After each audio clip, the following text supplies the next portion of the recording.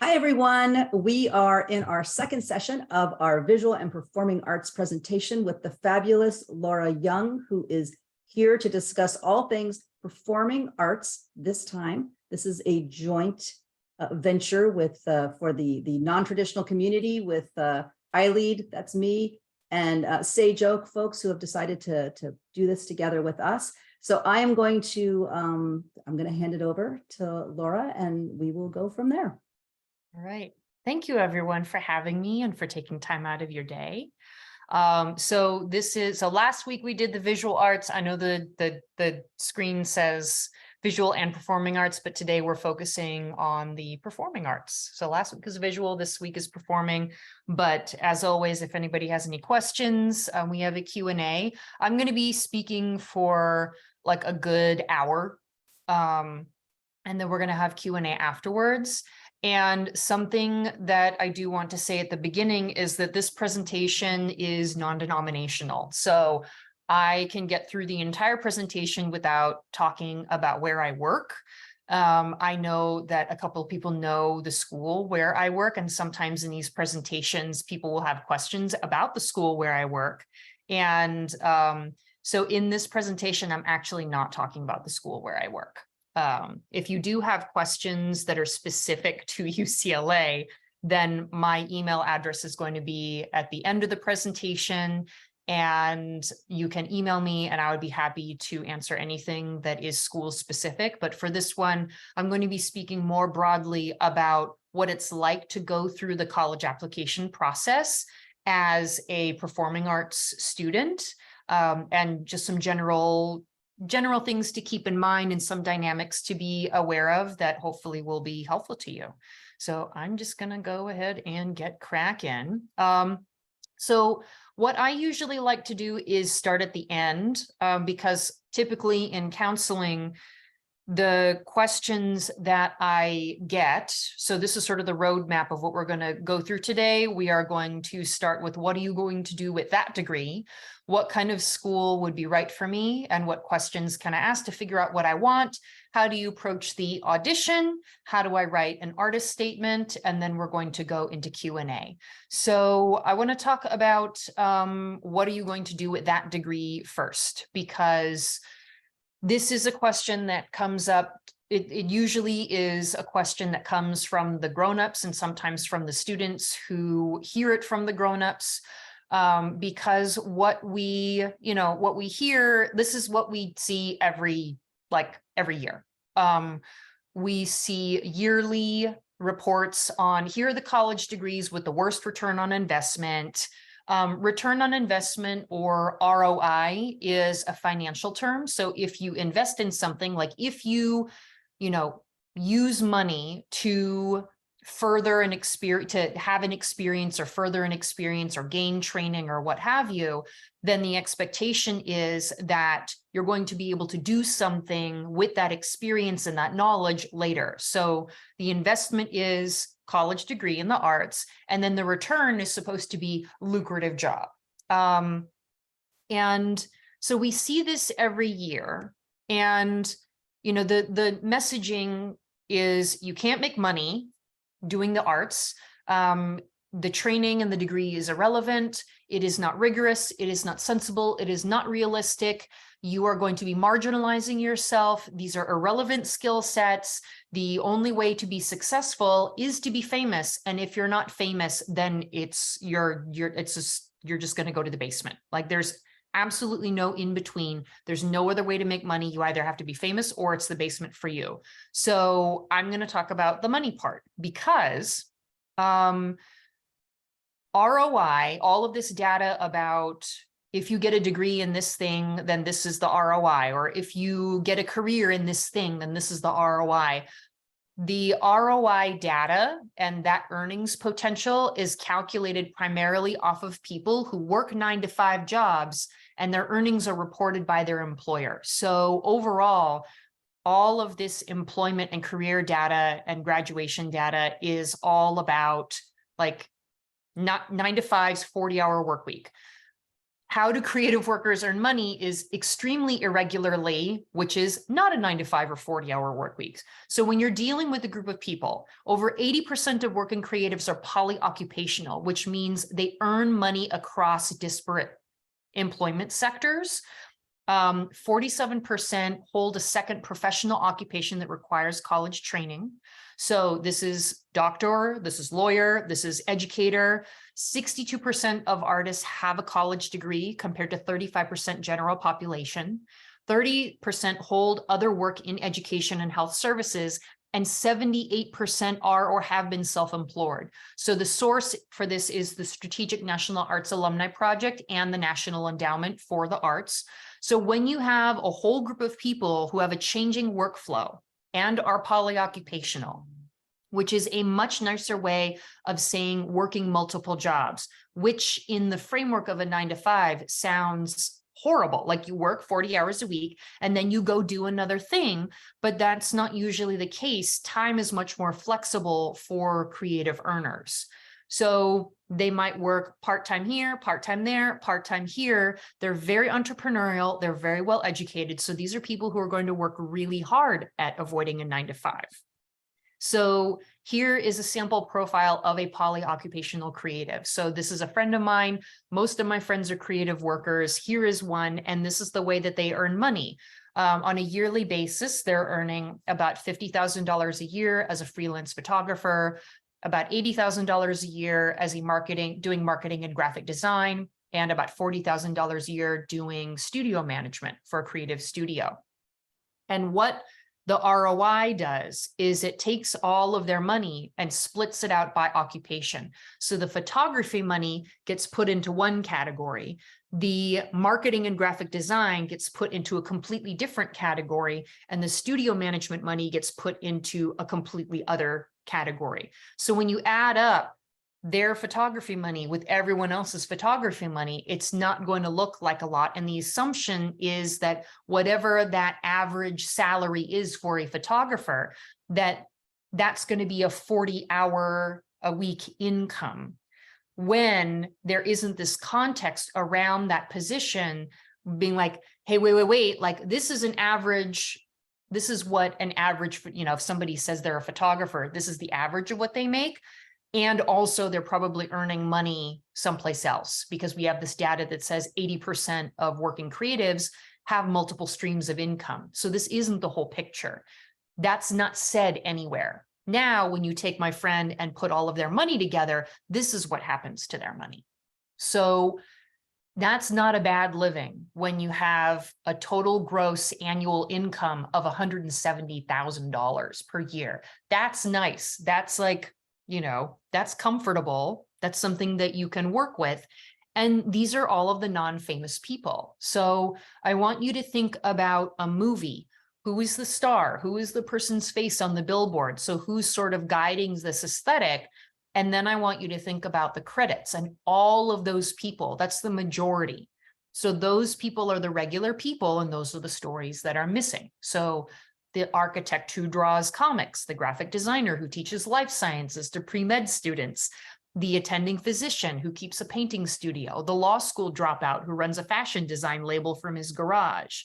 These are all people who I know, and most of them are clearing 6-figure salaries. They have partners, they have children, they own property, so they're just regular people. And the good news is that because of the pandemic and the rise in gig work, which is really what this is, what creative work is it's typically part-time gig work. The Department of Labor has realized that they don't do a great job tracking these types of earnings and are working to update their reporting structures. So I'm really looking for, I and a bunch of other people are really looking forward to having more accurate data about creative workers and just gig workers in general, and how the money stories really focus on the individual earnings, composite earnings of a person, instead of splitting it out by occupation. So, when I talk about this, usually it's like, well, how can people be lawyers and painters and graphic designers and everything? So how can somebody do all of this? And I want to zoom out in a larger sense because we tend to speak about creativity as the inherent domain of artists, but creativity is much more expansive than that. So how do you teach students to recognize, guide, and cultivate creativity in themselves and in community? That's a life skill. So the person who has that creative literacy is someone who is an expert at expression. You know, what do we think? What do we feel? What do we hope, desire across a variety of spectrums? Like how many different ways can, how many different ways can you solve a problem? How many different ways can you kind of observe behavior or experiences or anything from a multitude of viewpoints? And then what does that mean when we're trying to connect with people? And, what that does is there's somebody out there in the world saying, and they're messaging to you, I understand you and you're not alone in how you feel. And the more specific that gets, like all of those little nuances, because, there's somebody out there who's hoping for this. And, humans are always craving aesthetics and meaning. And we want our lives to be more than functional. Like we want beauty, we want meaningful experiences. Did I pick my water bottle because it holds water really well? Yes. And I also picked it because it's made out of a material that doesn't get cold or hot depending on the temperature of the liquid. Like I want it to feel good in my hand. I want it to be temperature controlled. I don't like a soft mouthpiece. I know some people do. So these are all choices. Like I like metal water bottles because it makes a clink if you put it on a surface, and I like the sound of the clink, which seems really silly, but I really like my water bottle, and like it brings me joy. And this constant searching for an assignment of meaning dwells in everybody. And the artist is the person who exercises this muscle regularly enough to control it. So again, here's some more data from the Strategic National Arts Alumni Project. And this is it's a great data set. It's one of a kind. And they track the lives of arts graduates. So people who have come from high schools, from undergraduate programs, from graduate programs, and speaking more so about transferable skills.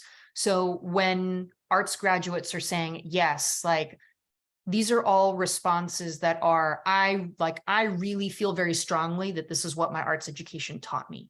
So all of the respondents, 10,000 plus respondents over a number of years from SNAP have said like, yes, like I really learned creativity. I really learned teamwork, critical thinking, improving with feedback. Like these were some of my biggest takeaways from my arts education. And these findings span responses from people who are 10, 20, 30, 40, 50 years out from art school. And this is what they have identified as what they learned. So art schools, like arts programs, have been training people this way for a really, really long time. And then I want to connect all of that to the latest job outlook from the National Association of Colleges and Employers. So these are the top 5 attributes that employers from any sector seek on a candidate's resume. So these skills are listed as extremely important: problem solving, the ability to work in a team, strong work ethic, analytical and quantitative skills, and then a tie between technical and communication skills. So if I go back one more slide, like project management, improving with feedback, teamwork, critical thinking, technology, speaking, reading, writing. I want to connect these dots here because I want to show like creative people are incredibly hireable. So this is another way to look at it. This was a list that I found on the theater department website for Metro State College in St. Paul, Minnesota. And I wanted to pick a public school in the Midwest that not a lot of people hear of unless you're regional. And this is the list of, this is a list where they show like theater majors graduate from our program. This is the range of careers that they can have. And these are regular people, careers, and theater skills, assistant attorney general. I have a friend who has an undergraduate degree in theater, and now they are they're a litigator. So they primarily go in front of jury trials. And he's like, my theater training is essential to what I do as an attorney. When I go in front of a jury, they're my audience. I can read their body language. I can figure out what matters to them. I know what kind of questions to ask them in the voir dire, which is a kind of a question and answer period where you're trying to figure out, okay, who is this group as a whole? Who are all of these like little moving parts to the individual? I know how to adjust my tone, my body language, my voice, my language, slang, everything to be able to get right down the strike zone. And my theater training makes me really successful as an attorney, and I'm comfortable being in front of people. So something about looking at these careers, number one, wide ranging. And then number two, they're all pretty local, like Minnesota Attorney General's office, Minneapolis College of Art and Design. And that's actually something about creatives, is where they graduate from. They really tend to stick around in their local community after they graduate, because creative people are really good at participating in the economy kind of as is. So in these discussions that I have with people, like I hear all the time, I don't want my kid to go into the arts. I want them to do something sensible, like technology or business. I want them to do STEM or entrepreneurship. But when you are talking about the creative economy, it always includes technology and business, because those are inherently creative areas. So this quote from the United Nations Commission on Trade and Development, the creative economy is an emerging concept dealing with the interface between creativity, culture, economics, and technology in a contemporary world that is dominated by images, sounds, texts, and symbols. Even just from a visual perspective, we process visual imagery and visual meaning up to 60 times faster than the written word. So, you know, when you have people who understand visual arts, performing arts, like all of these little adjustments where you're seeing like micro expressions, where you know how to make a tone of music that makes somebody feel a certain way, that is an incredible amount of responsibility and power, and not everybody can do it. So in thinking about the creative person, especially in the United States, where we have a big culture of individualism, this idea of the working artist is that of the eccentric genius. They work alone, cult of personality, like they're just like this weird person kind of bouncing alone, like bouncing around in their thoughts. And that is what it's not accurate to the way that most people are creative, because when you are creative within a capitalistic structure, it feels like a departure from your community. And the thing is, you need your community in order to make the work. So your people really, really matter. So this is another graphic that I adapted from the New Mexico Department of Economic Development that I thought did a really wonderful job in talking about cultural and creative ecosystems, where we're identifying people as storytellers, innovators, guardians, stewards. These are all people who understand what it means to be local and to be from a place and to respect the place. And how do you kind of work within what you have and what resources are available? So, you know, geography and community really, really matter. And you know, what does it mean when art making and creativity is colored by colonialism and capitalism? Because, you know, if you think about like dance and performance, so much of it has come up through a Western framework. And when you're thinking about decolonizing dance and movement, then social dance traditions really come in. Different forms of movement come in. You know, somatic knowledge, like body-based knowledge. And it also really opens up to include all different types of bodies. That's what it does when you bring community and decolonize, like the performing arts, for example. And these are all things in college that you can do. And I just wanted to point out again that there's a lot of money out there. The Otis report on the creative economy. So Otis College of Art and Design is in Los Angeles, and they do a really wonderful data set every year that is sort of a temperature taking of the creative economy, specifically in California.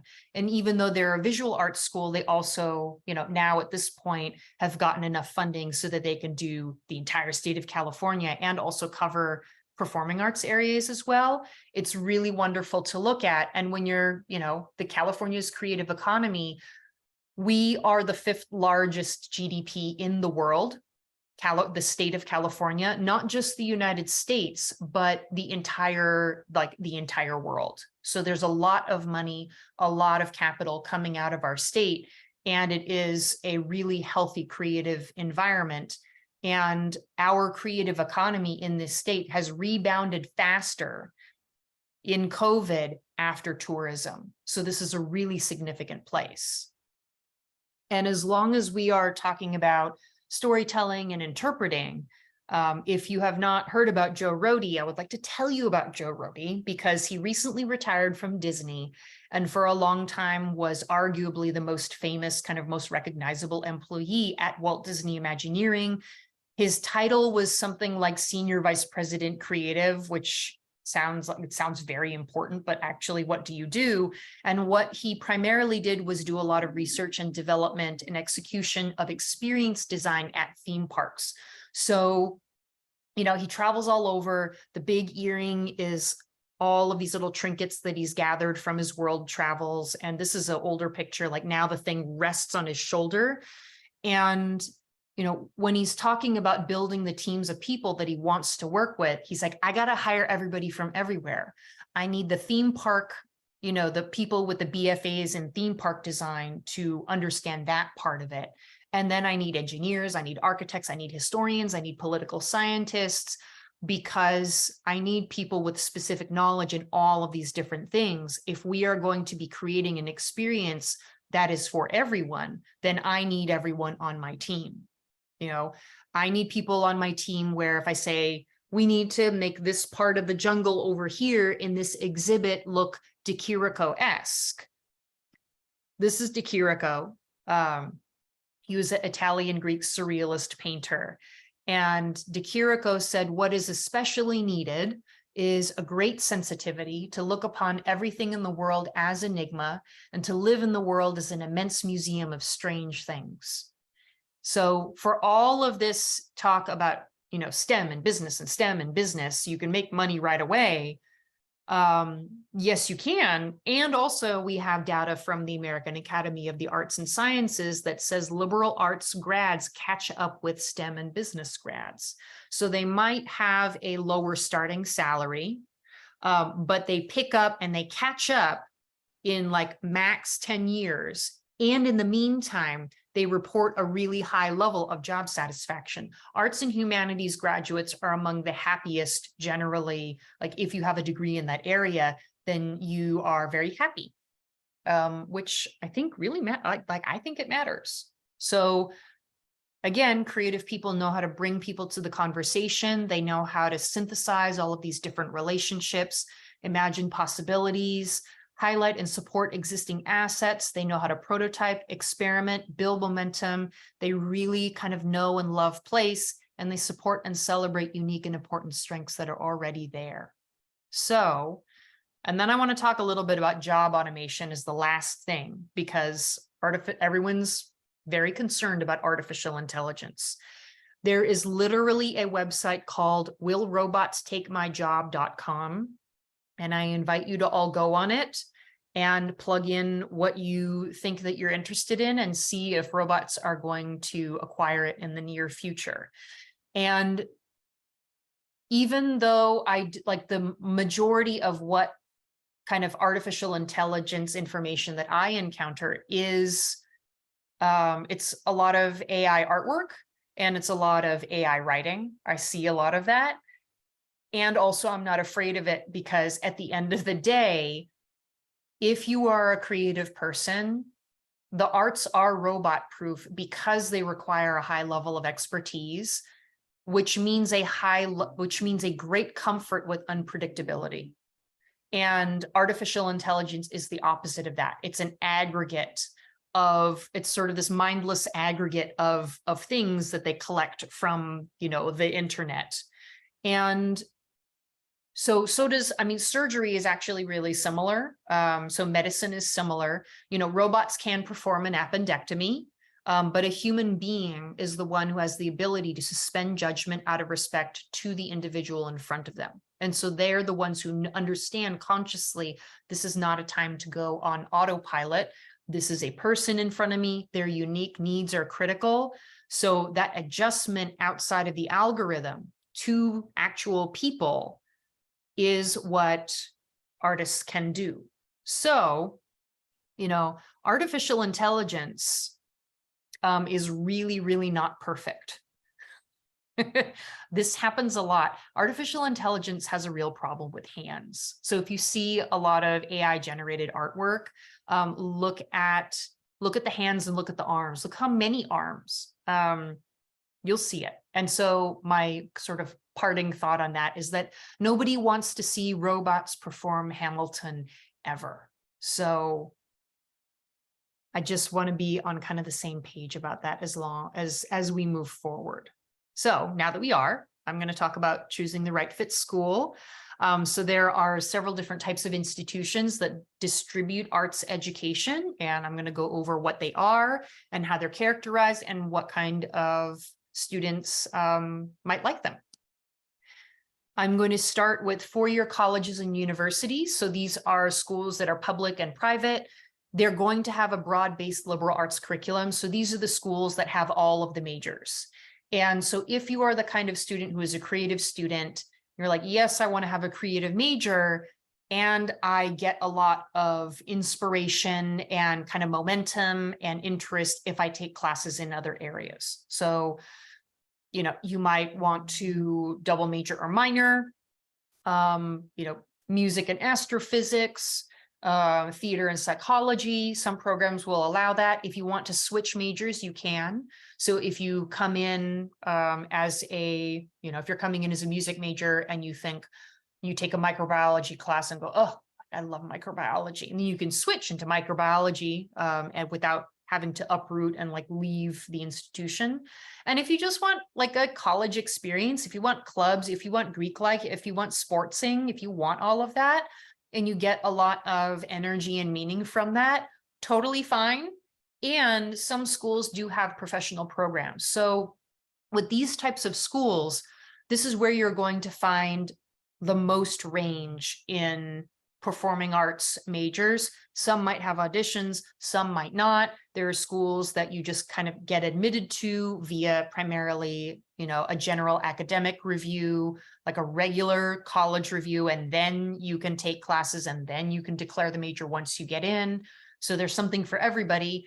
If you're looking for more of a kind of professional level program, then there are programs at these types of schools where it might be a professional school at the university or a particular kind of program where you audition for it. There's a level of rigor going in, it's direct entry, and then it's almost like you have this kind of conservatory level or like much more dedicated arts experience at that school. And then you also get the advantage of everything else too. Performing and visual arts schools. So this is when we talk about like art school, this is what I'm speaking of. So a lot of them, we kind of think of them more as visual arts schools, but there are schools that have both visual and performing arts. So the majority of these are private colleges. It's a smaller college atmosphere. If, you know, previously when we're talking about liberal arts colleges and universities, those, you know, on the larger end can be like 70,000 students, which is unusual, but, you know, more sort of like 30,000, 40,000 people on campus.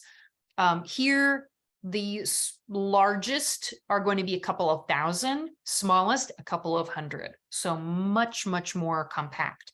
And all degree majors are going to be in the arts. So if you think, man, you know, I like hanging around the engineering people, but for my college experience, I really just want to be around everybody who is interested in the arts and has this kind of drive and energy for creativity in the same way that I do. This is the type of school. So even if they're doing something different, even if you're a dance major and then you run into your friend who's a film major, there's still this correspondence like, oh, I know that you understand and are a part of this creative process. The liberal arts are still required for graduation. So if you are in typically for these kinds of schools, you're going to find a Bachelor of Fine Arts, a BFA, or a Bachelor of Music, which is a BM. With that B means there's still required liberal arts courses, and they're going to adjust those courses typically for you. So it's going to be a smaller classroom experience, and the coursework is going to be adjusted because they know that there's a bunch of creative people in the room. So they might kind of, direct the learning in a particular way instead of, like like beginning statistics at a university where everybody and the kitchen sink are there. Conservatories. So conservatories are kind of a very specialized component of performing arts. Most schools, when they are bringing in students to college, they are looking for potential from a prospective applicant. For conservatories, they're really looking for polish. So, conservatories, they tend to really kind of set the tone a lot in college admission, because the moment anybody says, I'd like to study acting or dance or music, they're like, oh, Juilliard, like immediately, when really conservatory students are kind of a minority in the college admission process.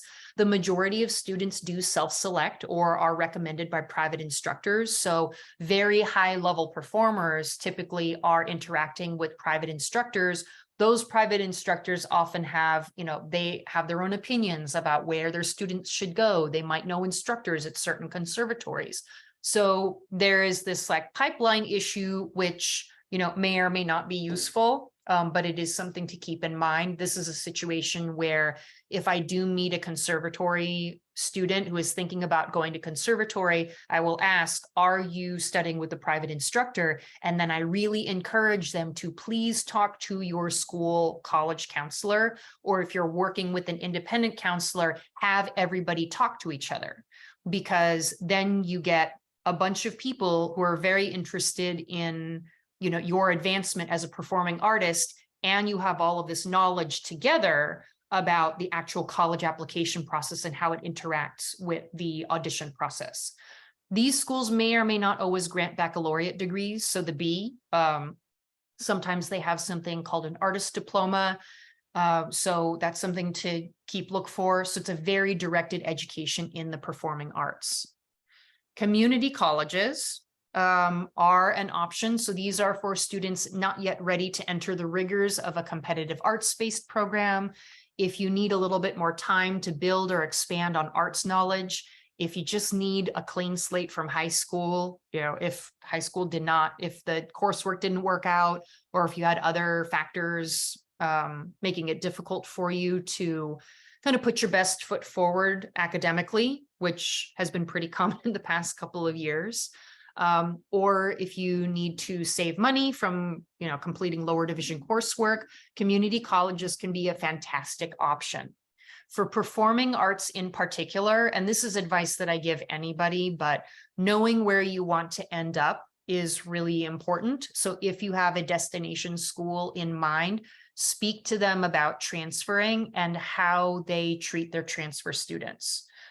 Some performing arts programs are really open to transfer students, and then some of them, unfortunately, this is just sort of the reality of this particular field.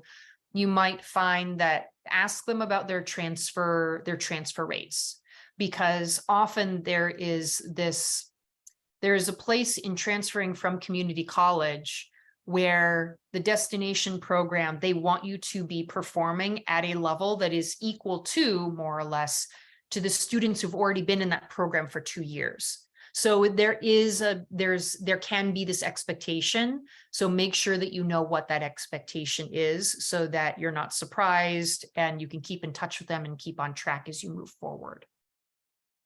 And then vocational or trade technical schools.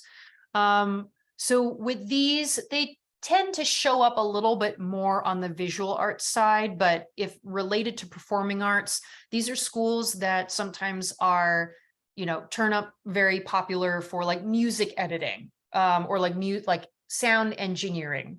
The majority of these are for-profit or proprietary institutions, which means the coursework is kind of articulated to that exact institution. They receive the majority of the revenue from federal student aid. So this is like, if you are not looking for the college experience, like, I don't want English, I don't want foreign language, I don't want social studies, like, I just want to learn sound engineering and then get out and be a sound engineer. So it's very employment targeted. They may or may not grant degrees. Sometimes they do offer baccalaureate degrees. Sometimes they have like an artist certificate that maybe is 1 to 2 years of training. Something that's really important to remember about these types of schools is that if there is any universe, if you think maybe later on, if you want to go for a 4-year degree, most credits from these schools tend to not be transferable to a 4-year college or university. I've spoken to a lot of students who they go to these types of schools and then they want to transfer and they end up having to go back to community college because they don't have the academic coursework that most 4-year colleges or universities need in order to be able to transfer people at true junior standing. So this is a place, and for what it's worth, I am just ending out my 18th admission season. I have worked with art students my entire career, and I can count on one hand the number of students that I have met coming straight out of high school who I thought would affirmatively benefit from a program like this. They tend to really cast a wide net because they are revenue driven. So they will take anybody, even if you don't have any kind of experience in the thing. And that can be where I see these programs being more useful if for somebody who has been out in the field for a while and wants to get some specialized training in something to be able to level up, for what it's worth. Okay, I've been talking a little bit about degree types already, but I did want to clarify all of this. So I've been saying BA, BFA, or BM because that's a question that I get from students. Should I get a Bachelor of Arts degree or should I get a BFA or a BM? So a BA, a Bachelor of Arts, is going to be about a 50-50 split in your coursework. So the liberal arts coursework and then the coursework in the arts. And then a BFA, or Bachelor of Fine Arts, or internationally a BCA, Bachelor of Creative Arts, Bachelor of Visual Arts, or a BM, Bachelor of Music, BMuse, MuseB, MuseBac, is going to be about a 60-40 up to a 70-30 split in favor of the coursework in the arts. And where this can matter or not matter, like, first, it really depends on the kind of educational experience you have. So sometimes a BA program can be really wonderful for students who, you know, if they've got other interest areas, if they want to double major, if they still want the arts coursework, you know, and then a BFA or a Bachelor of Music can be a little bit more specialized. And that's up to the student's determination. Where I see, like, if somebody's a very high level performer, I sometimes see them trending towards BFA. Bachelor of Music degrees are typically chosen by people who are like, I want to go on to a master's degree or a doctorate of musical arts, and I want to really go on and like finish out that and teach and perform at a very high level. And some people really know that very early on. So that's where it tends to carry a little more weight. Other undergraduate arts degrees, since this is primarily a performing arts crowd, I'm going to skip the Bachelor of Architecture, but if anybody's wondering, this is a 5-year program. And then I'm going to move to the artistic diploma because this is more relevant to us, a non-degree program for the specialized training of unusually accomplished performers. So it's not any academic classes. Sometimes AD programs are open to students straight out of high school, and sometimes it's treated almost like a master's degree. And it depends on where you get it. Like if you get an artistic diploma from Yale School of Drama, like they're like, oh, you know, that's equivalent to an MFA in that sense. It's a very particular level of training. So finding the right fit in considerations and research, like what questions can I ask and keep in mind as I do my research on what school is the best for me. And so all of these are kind of the same as a regular college search with little tweaks for creative people. So enrollment, the overall size of campus. If you are looking at liberal arts colleges and universities, that can be a really important question to ask is what's the student teacher ratio in the studio classes versus the liberal arts classes? Typically, you're not going to find, a painting class happening in a 400-seat lecture hall. It's just not the way that arts education is distributed.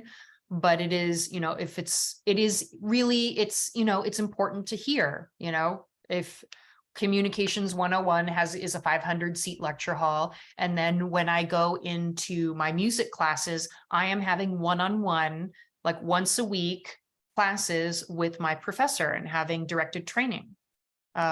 Location, access to professional venues, attraction of talent, internship availability.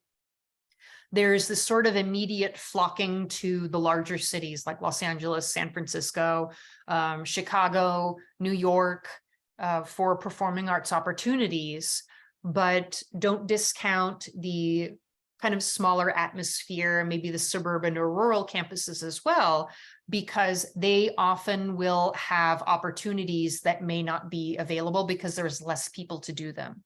So you might not get cast in the production, but they need people to do marketing. They need people to, stage manage.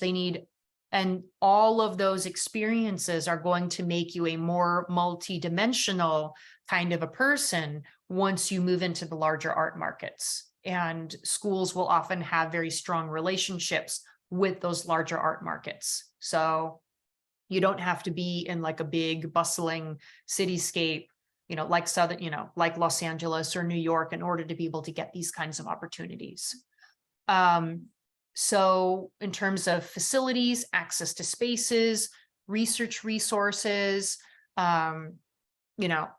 access to spaces can be, hold on one second. Oh my God.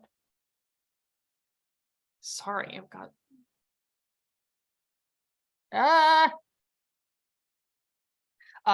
so access to, like my Alexa is playing music and I don't. We can't hear it. Okay. We can't hear anything except for you, so you're good. I have no idea what's going on. Okay, so access to spaces. Can you get in? Are there practice rooms that are open 24/7? Are they secure?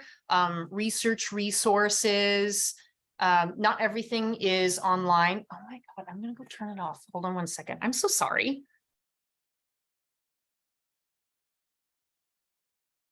I didn't want to know what song was playing now. I'm kind of curious if Alexa was answering questions as she was commenting on things. It just shows that people are human and they have Alexas in the background being human too. I really couldn't concentrate. It was playing Journey so loud. Journey. I was wondering, Laura. I was like, I wonder what it's playing. It was playing. Oh, no, it wasn't Journey. It was More Than a Feeling by Boston, right? Oh. Yeah. Which I'm like, I'm trying to do this. And also like, sorry. Okay.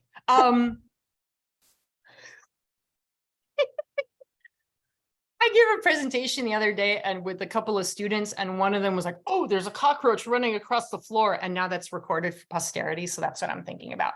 Anyway, so research resources, not everything is on the internet. So if they have music archives, if they have a film archive, things like that can be really interesting for you as a performing artist. Reputation is a big one, especially for performing artists.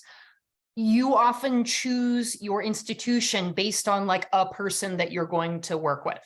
And so particularly for musicians, because if somebody teaches in your instrument area and maybe you've worked with them before, maybe you really want to work with them and they work at that school, then you're going to pick going to that school because the person works there. So that can be really important in terms of networking and industry connections and also getting the type of training and support that you want. And sometimes those instructors move around. maybe you were targeting somebody and thinking, ooh, you know, they teach at this school that I recognize the name of that school. And then that person stops working there and goes and works for a different school that maybe you've never heard of, but that person's over there. And, you know, we've got unfortunately, we have this kind of culture in college admissions of, oh, you went to that school, that's a recognizable name. Maybe they're teaching at, you know, Metro State College in Minneapolis, but you need to access them there. So no, like in that sense, really keep an open mind about what kinds of schools you have heard of in terms of reputation, kind of overall support, and where that value is, like, where have you heard of it and where is that value, like, is it really a good fit? And then admissions qualifications and criteria is also a big one, how creative talent is viewed in relationship to academics. So this is a really, can be a really important point for visual and performing artists, because if you are submitting an audition to the school, you can be well assured that that creative piece is going to be setting the context for the entirety of your college application. So a lot of times with programs, if you do turn in an audition, that's going to kind of be the first determining factor. That's this kind of first selection point. And then as the evaluators go into the rest of your academic record, then they sort of learn a little bit more about you that way.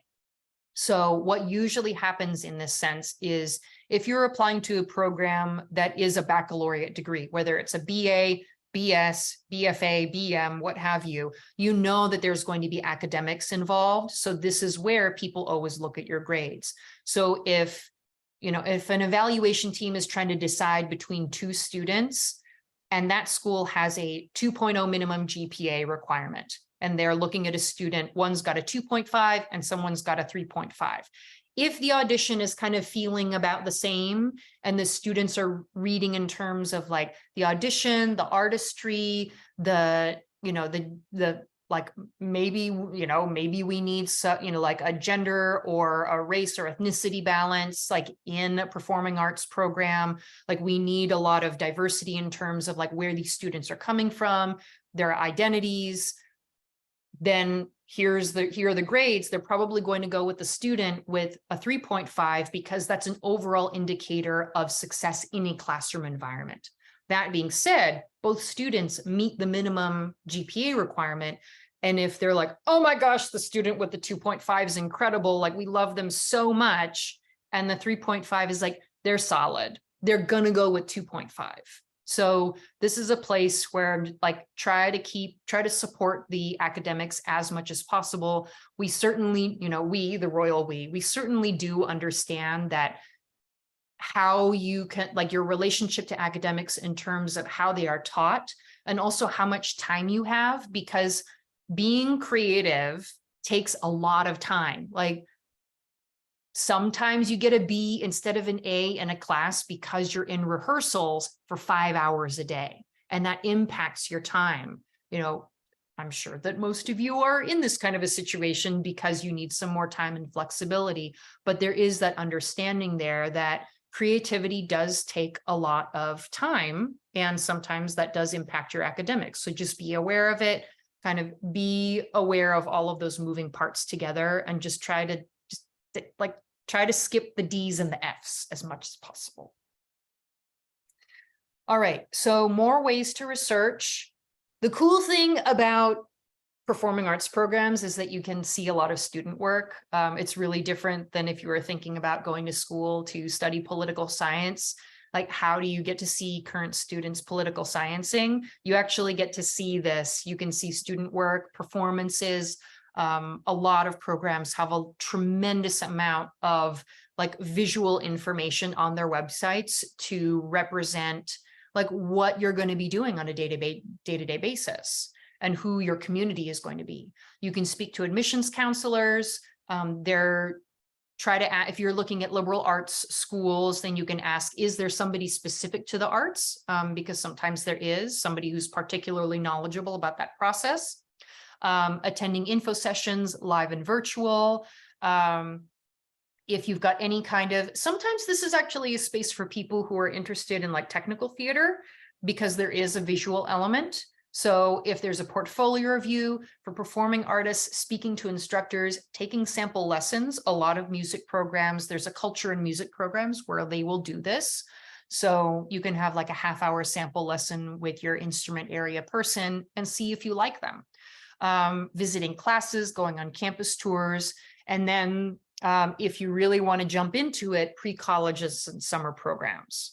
Now, I do want to draw a circle around summer programs. Should I do one? Because this is a big thing in performing arts, is like, should I do this summer program at a particular college? Because like, is this going to level me up in the actual admissions situation? So I do want to say what's good about summer programs. It's a break from the school year. It's an ability to like do something different, that you can just do your creative thing for the whole day. And does that feel good to you? You can make new friends your age who have common interests, new mentors, new environment, facilities, equipment, all of this. And then if you're interested in a particular college or program, you have this ability to test drive it. So all good things that are valuable to you as the student in terms of learning about, do I want to be a performing arts major in college? And what is this going to be like? And maybe at a particular college. But then there is the question, will this summer program help me get in? Maybe, but should it? Because the majority of summer programs are first come, first serve, and they are pay to play. Like if you find out about it, if you're quick enough with your credit card, then you have the access to the program. And I have heard of performing arts summer programs that will do things like, oh, if you did our summer program, then we're just not going to have you don't have to do the actual admission, which I don't particularly, I really don't agree with it. I think that if you did the summer program, that you should be able to show that you got better and that you've changed. Maybe you went to the summer program because you just wanted, you wanted to have a good time and not be scrutinized, and wanted to be among peers. And maybe you saw that as a place to really kind of workshop and play and maybe not do your best work. And should you be judged on an experience like that? And should the ability to sign up first and pay prioritize you as an official admission candidate? I have seen summer programs go both ways. I don't agree with either of them. I think that it's a particular situation if you do a summer program and then expect some kind of special treatment through the admissions process, and if they give it to you.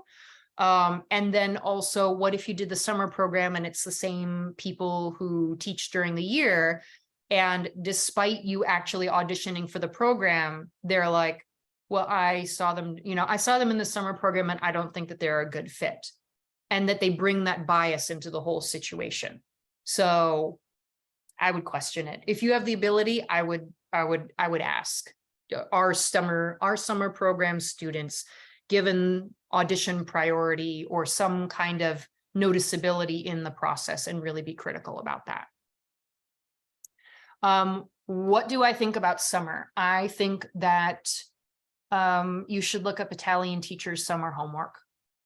This is an old article that came out around 2015. It's still one of my favorite things on the internet, and it takes on a lot of relevance, particularly now, because we're thinking so much about mental health. And there's 15 items on the list, and these are 3 of them that I chose. And if it's not obvious, then you could pretty easily fit a little bit of drawing or singing or cooking or what have you into all of this. And the teacher who wrote it said that, I think that the radiance of summer, especially during adolescence, could have a special spiritual influence. And how I see that connecting to feeding creativity, there is this short essay called Maker's Schedule, Manager's Schedule by Paul Graham. It's another one of my favorite things on the internet. Graham, he came up through like the 90s.com era. He has a PhD in computer science and also studied painting. And he's like, there are 2 types of people in the way that they run their schedules. There's a manager schedule and there's the maker schedule. And he's like, I'm the maker person. I instinctively protect large blocks of time because you need time to like get into a creative project and really kind of sink into it and not have all of these interruptions throughout your day.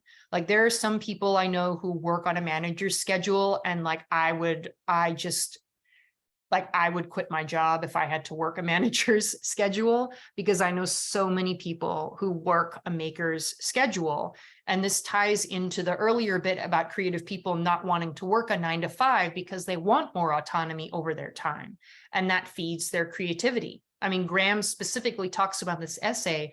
He's like, my favorite working hours are after dinner until 3 o'clock in the morning because it's quiet. And I think about this a lot in terms of how it lines up with the discussions that we have about how to represent what you do in the college application, because there is all of this talk about like quality over quantity.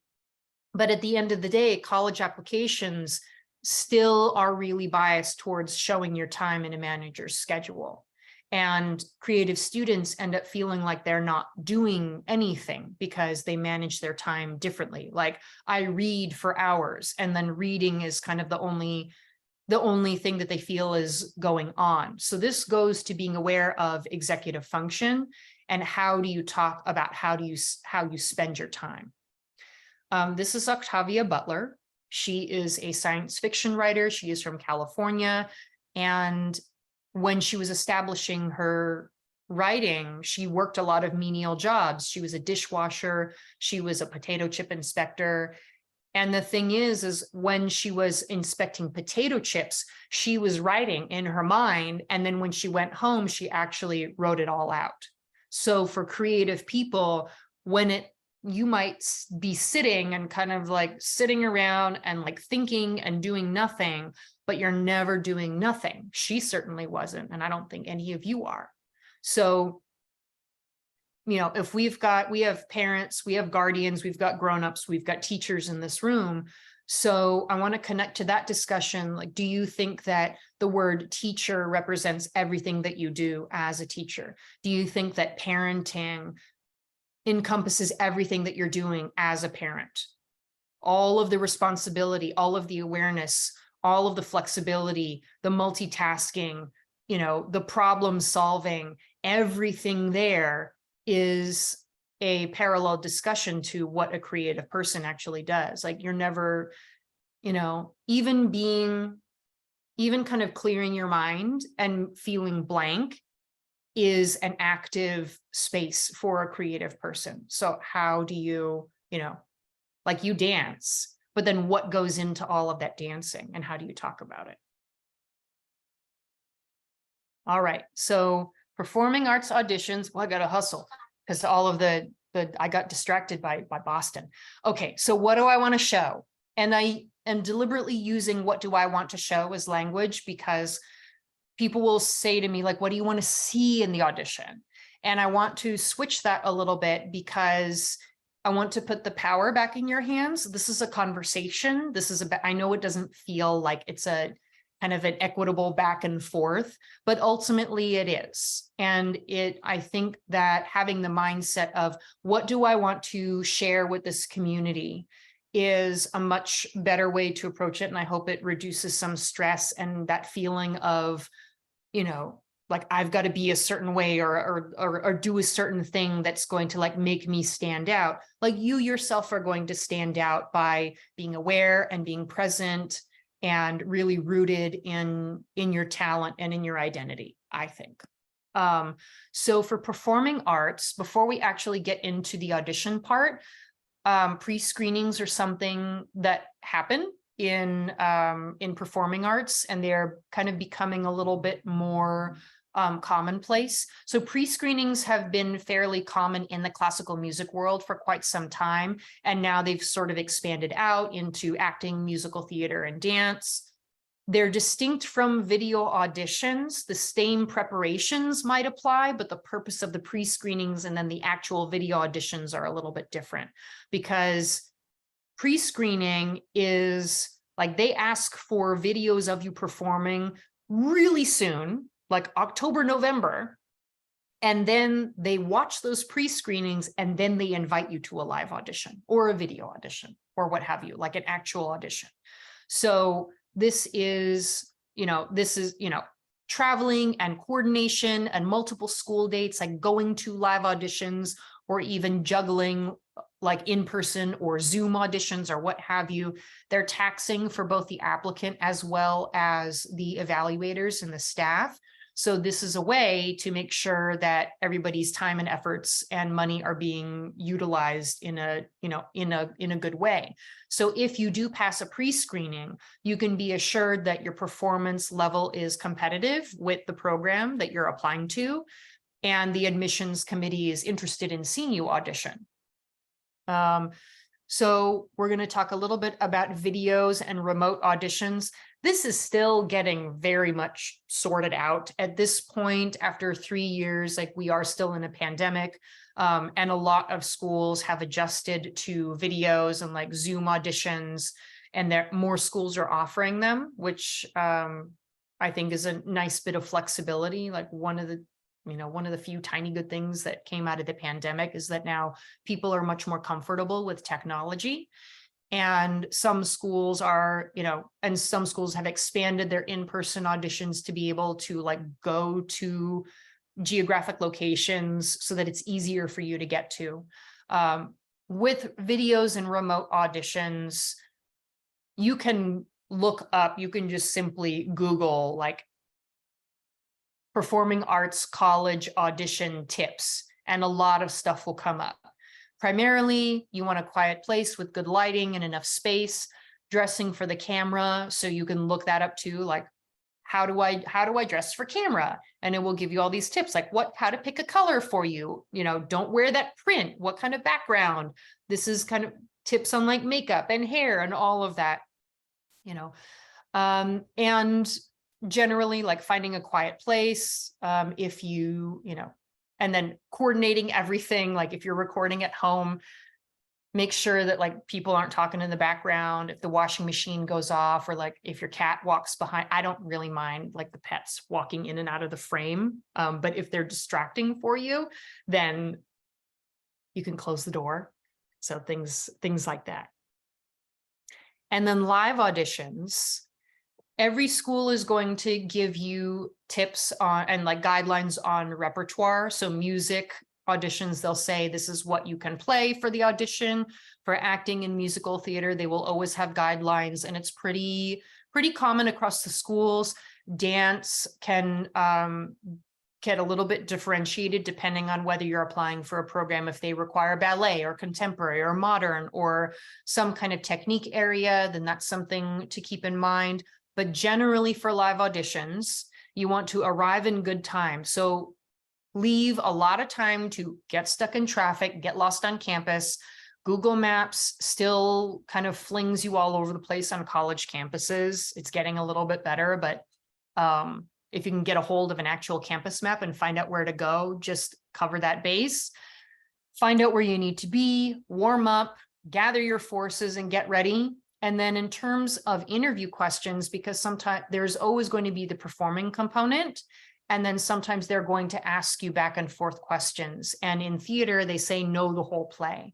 And what this means is kind of understand the entire story and context where you are performing from. So, if you are performing an act from, scene 1, act 2, then if they ask you, okay, so this is what happens to the character at the beginning of the play, what happens towards the end that is sort of a reflection point going back to, where you were at the beginning, and then you can speak about this character's entire storyline. And that goes for dance, if there are certain phrases, a certain choreography that they want you to know.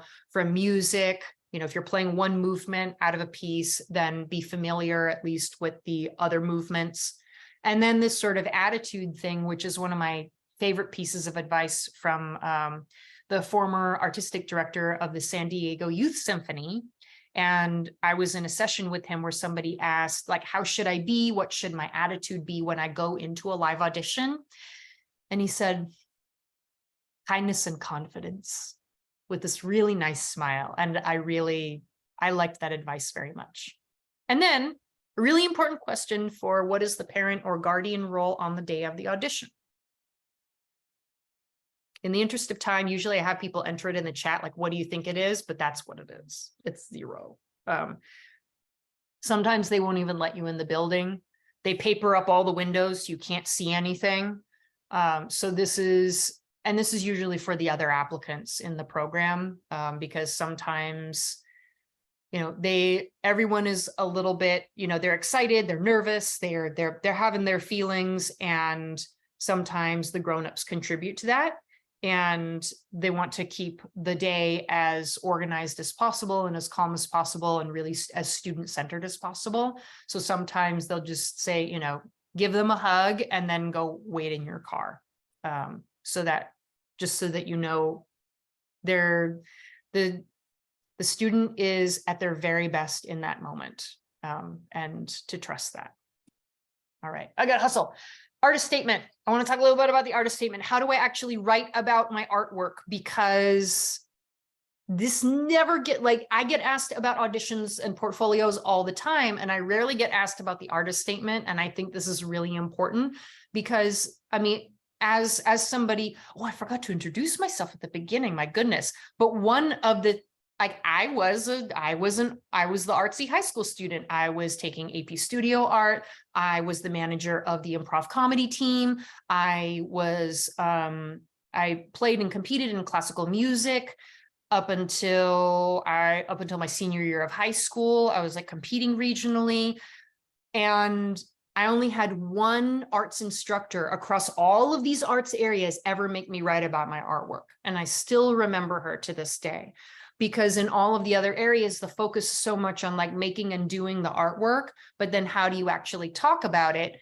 And this is sort of an awkward point in the college admission process, similar to just the regular essay, because we spend our academic lives talking, writing stuff about other things. We're writing about world events, or we're writing about books. And then in the college application situation, the floodlight gets turned straight onto us. We're like, oh my gosh, I have to write about myself. And then if you're doing the arts, suddenly you have to write about your artwork, and maybe you've had 0 experience actually doing that. So I want to focus on that a little bit. Any kind of question that anybody's ever going to ask about what you need to write about, they're going to phrase in their own way. But what you are typically going to find is, what am I doing and why am I doing it? So we're really focusing on talking about you as a creative person, right now. What inspires you? What problems are you trying to solve? What conversations are you starting? And then how am I doing it? What kind of materials am I using? What tools? What is supporting everything that I do? And your readers are probably going to be creative people themselves. With general college essays, the majority of college admission counselors they've got psychology, sociology, or engineering degrees. So are they necessarily going to have an arts experience? I don't know. But if you're writing an artist statement that is accompanying your portfolio and the supplement, then the likelihood that they're going to be somebody who understands you is going to be pretty high. So you can change your vocabulary and kind of talk to them like you would speak to your friends who do the same thing that you do. Within marketing, there is this phrase, facts tell, stories sell. So really focusing in on creating a narrative and a storyline versus an information delivery. There's a lot of technical speak that goes into music and dance and acting, but to not lean on that for filler, you're really kind of tying everything back to yourself and your why. Optional is personal history or creative influences if you have particular inspirations. And the personal history part, really keep it brief. We're talking about high school years onward. We do read a lot of essays that, ever since I was 4 years old and I, got up at my family's party and danced to this music and everyone was laughing at me and I was like, oh, it was amazing. It's really nice. And also you've gotten better since then. So we want to talk about this decision that you're making right now to be able to advance what it is that you want into college. And then here are some little things that some my recent favorites for inspiration in terms of for kind of gathering language, reading and listening and watching across genres. You can get more diverse ideas if you step outside of your own arts practice. Reviews for your favorite movies and your TV shows are really great because they're written for a general audience, and they're also talking about visual and performing elements. Performing arts productions, museum exhibitions can give you a lot of content, and then just write down your ideas. And then I've got a couple of recent favorites for inspiration. The first one, like Dance Magazine, has a fantastic blog on the creative process and career advice, and it's written for high school age people. So the language is really accessible. You can look up the Proust questionnaire, which is like a parlor game that's been very popular for a long time. There are a lot of different interviews with different people, podcasts, and then some videos. Vanity Fair has a lot of interviews with performing artists where they talk about the why, and it can get pretty idiosyncratic and kind of unhinged at a lot of points, which I love. And then Assembling the Story. The College Essay Guy is a college essay writing resource. And if you look up the values exercise, the BB's exercise, and the supplemental essay exercises, those I think are particularly good for writing an artist statement. And then there is a video for students. The Art Prof is a visual arts resource, but the artist statement instruction is really, really good. And I think it can be good for both. They've got a 1-minute version and a 5-minute version and a 50-minute version. So you can pick that up. And then if you really want to push it, the Columbus College of Art and Design has a great artist statement resource that's for like MFA applicants, but I do think that it's really applicable kind of for anybody. The person who's presenting it comes from screenwriting, and she does a wonderful job saying, here's what you do, as opposed to like, don't do all of this stuff. All right, I'm done. Thank you. All right, there's my email address. And now we're going to go do Q&A. I'm going to go look into the chat. Boom, So boom, this is your boom. time, everyone, to go ahead. And if you have any questions, drop them into the chat box. It takes people a few minutes to write their questions. So we'll give it a sec. How much time do you have, Laura? Oh, I I know got until like 4. So good. if people want to hang out, and yes, again, for everyone, this is being recorded, including my departure to go turn off the Boston. We'll remember you always with that. But yeah, let's have people put any questions in the chat box. This is your moment to get an expert, so take advantage of it. And I know that we talked about applying to college, but we have a group of teachers in here. And so if there are professional questions, I think that's fine as well. So you may have some questions. I want to concentrate on the learners, but if we have professional questions, let's get those too. Yes, the visual arts did get recorded. I just have not put it up yet because I forgot. So and That's this one good... will be up as well. We'll wait for a few. I'll let you read that one. Oh, that's so nice. I actually attended a Oh my professional goodness. presentation with Laura at the Association of College Admission Counselors, and it was so good. I like came back just knowing things I didn't know before. So absolutely brilliant presentation. Let's see if we got any more. Last time I didn't think we were going to get any questions, and then we had 12. Just takes time for people to type.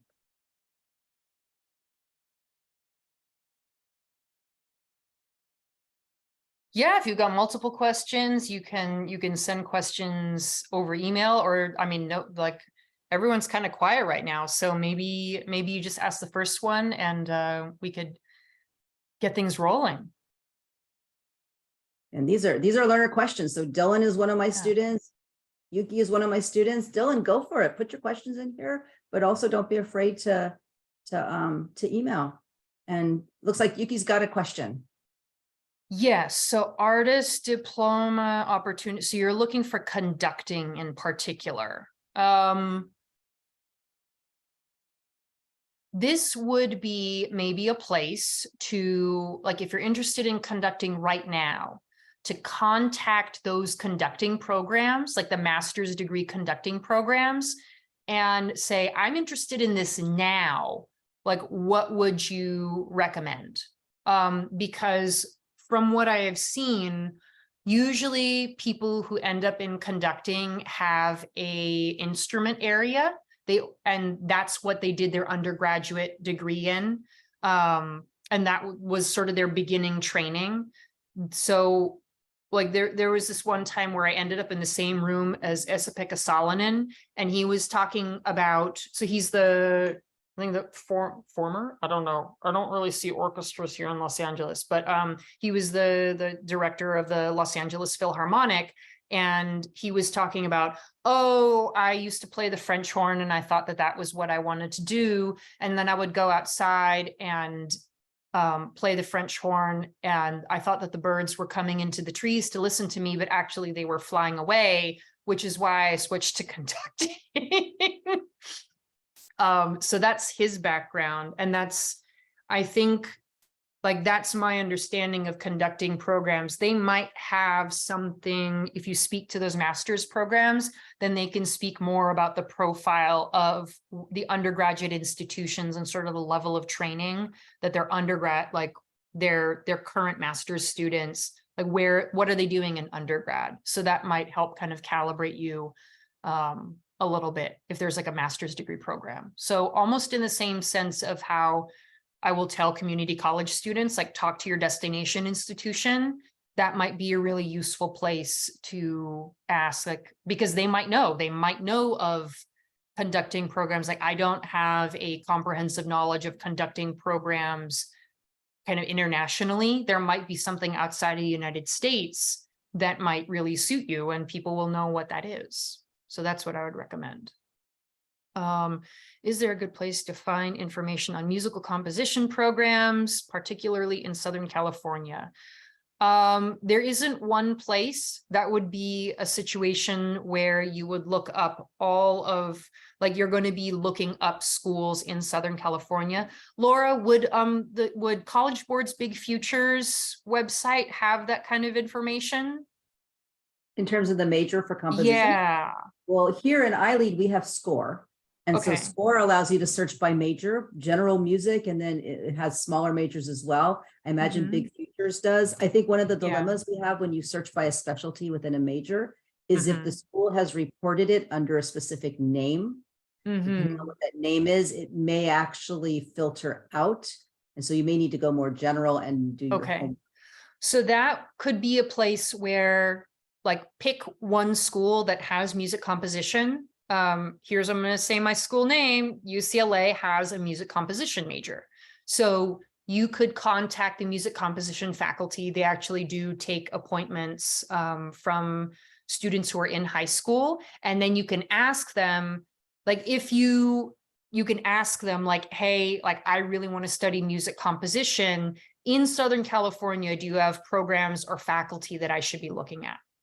And that can actually really cut down on the college search in general, because there's no rankings or like organization or anything about arts programs like anywhere. And that can be kind of, you know, on one hand, it's a really personalized process and there's a lot of flexibility. And also it can be really annoying when you're actually trying to find schools that really fit your needs.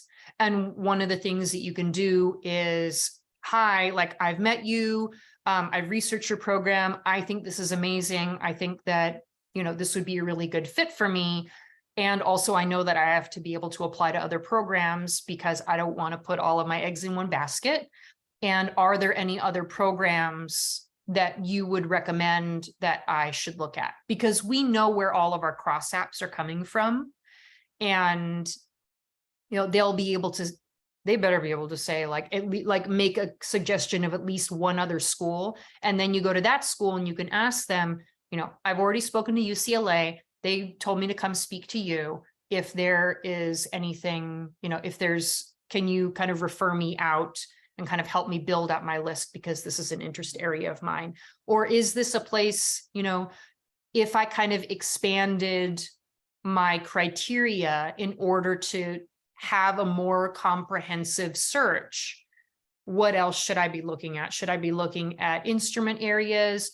Do you have like a music industry program? Is there ways for me to like access the coursework if I come in through like a related major within the music program? There's a lot of different ways. Okay, so I want to look for a college that's more focused on fine arts and illustration, but I'm also interested in double majoring in music as well. So this would be, if you're interested in like visual arts and performing arts, then this is a pretty heavy duty research area, although I do have faith in you.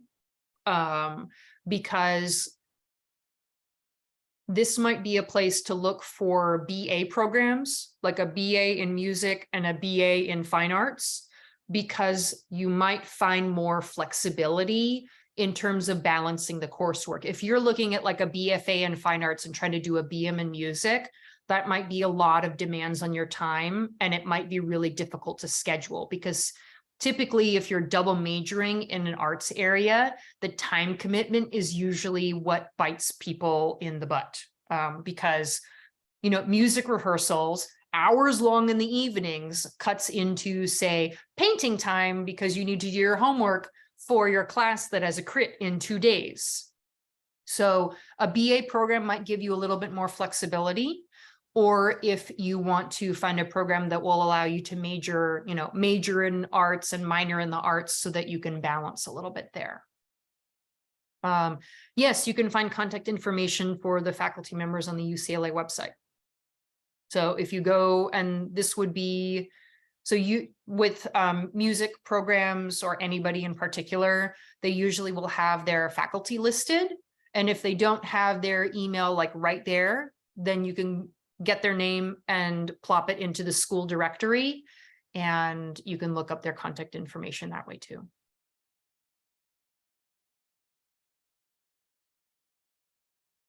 Do we have any more questions? This is the quiet group. Last week it was question after question after question. Gotta have a few more. Anyone else? Any teacher questions also? Feel free to drop those in as well. It sounds like you covered everything, Laura. Like there's no more questions because it was so thorough. I know I have a question actually. I have a question for Natalie because I saw that you put that, I don't want to put you on the spot, but I saw that you teach math, and I'm so interested to know if you, I'm so curious about, because is it like, for me now, I know that I had trouble with math in high school because I have a math disability, but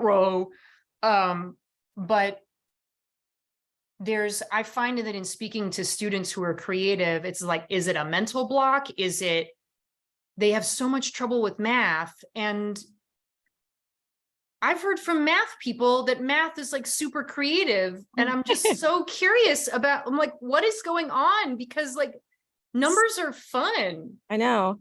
In my experience, most of my creative students do really well in geometry and really poor in algebra. I can usually predict the students who will do really well in geometry based on how they feel about algebra and based on how they did in algebra, and also based on their interests. And it usually has followed that trend, that because geometry is a little bit more of a creative math. It's visual, like very visual, lots of shapes, and there's a lot of geometry involved in the arts. And so I think a lot of more artistic minded people can relate to that. So a funny example is I was terrible at geometry because I'm not artistic. When I had to study for it for my credential program, it was a lot, I wouldn't say easier, but I enjoyed it a little bit more just because I could see it from a different perspective. But yeah, it is kind of interesting. My more artistic students are actually really good at geometry, but hate algebra. I got a C in algebra 1, an A in geometry, and a C- in algebra 2. So you follow that trend. Well, because I eyeballed everything in geometry because it was all multiple choice, and I could see it. Makes sense. Yeah. Thank you. Any more questions to add? I think we've covered it. Well, there's your information is here on the screen, and Laura is really nice. You can contact them and just ask anything you need to. Any last words? Anyone want to drop any comments in the chat before we sign us off? I mean, thank you for coming. You know, this Thank you for is, your time. it's a really, you know, it's a really, really niche area. And like, I think creative people are very, very special. And it's not the kind of messaging that we get very often.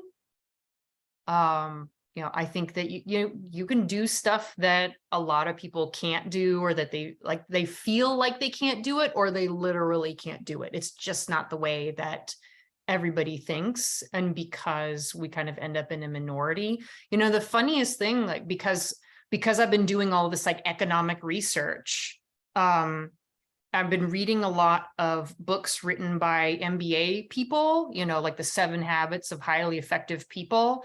And I'm reading all of this stuff, and I'm like, this is the same way that we talk in crit, like in visual arts critiques. Like, this is the language of creativity. And I was getting so frustrated because it's like, this guy took all of our ideas and kind of watered it down a little bit for everybody. And then people are reading this thinking that it's genius and making all of this money, while like the creative people, it was like, the creative people have to make the money. Like, we know all of this sort of trend stuff like way before anybody else, is what I think. So go out there, get that money. Thank you so much, Laura. Oh, you're welcome. It was my pleasure. I guess on that note, I'll wrap us Yeah. up. And I guess this is our last college thing of the year. And Oh, have a course. wonderful summer. almost summer. Yeah. Yeah. Almost. So thank you everyone for joining us. And I guess that's the end of our presentation. All right. Thank you. Bye, everyone.